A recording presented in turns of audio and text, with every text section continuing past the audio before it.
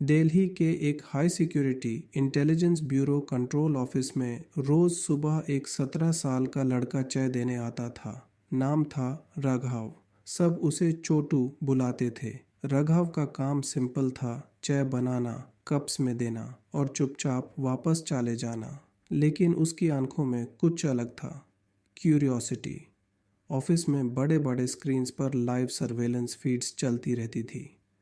Maps, codes, encrypted data, red blinking alerts.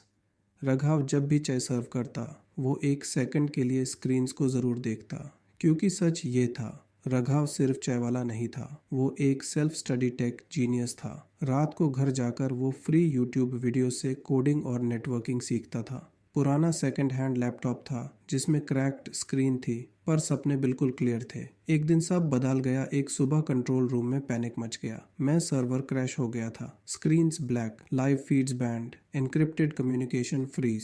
Senior officers tension में थे, ये cyber attack हो सकता है।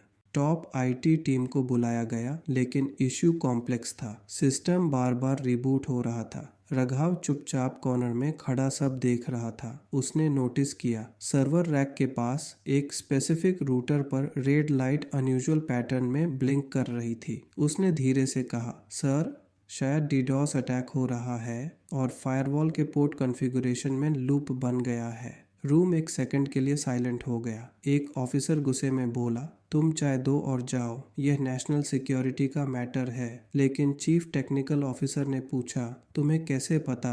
राघव ने काल्मली जवाब दिया, सर, मैंने रिसेंटली इसी टाइप का इश्यू प्रैक्टिस किया था। अगर आप टेम्पोरेरी पोर्ट आइसोलेट करके मैनुअल ओवरराइड करें और सेकेंडरी बैकअप नोड से सिंक कर दें, सिस्टम स्टेबल हो सकता है। रूम में सब शॉक्ड थे।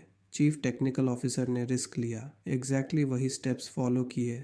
30 सेकंड्स, 8 मिनट, 2 मिनट और फिर स्क्रीन्स वापस ऑन हो गई। Live feeds restore, communication normal. Control room में हल्की सी क्लैपिंग शुरू हुई, जो धीरे धीरे लाउड अपलॉज में बदल गई। सच सामने आया, इन्वेस्टिगेशन से पता चला, वो एक सोफिस्टिकेटेड साइबर इंट्रूजन अटेम्प्ट था। अगर सिस्टम 10 मिनट और डाउन रहता तो सेंसिटिव डेटा ब्रीच हो सकता था।